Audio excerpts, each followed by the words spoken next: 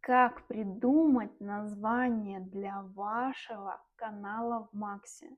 Это очень важный момент. Я советую очень хорошо подумать вообще, про что ваш канал, да.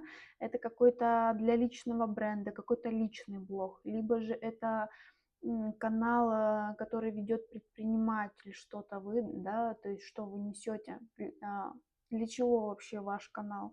То есть это нужно хорошо именно проработать, сесть. Можно даже в чат GPT написать текстовый запрос, промпт, и так и написать, что я, например, хочу создать канал в Максе, в российском мессенджере, помоги мне, пожалуйста, у меня будет такая-то, такая-то тема прям прописать, да, например, у меня будет личный канал, там, где я буду личное, либо же другое. И я оставлю ссылку вам, например, на мой чат GPT, который я использую. Всем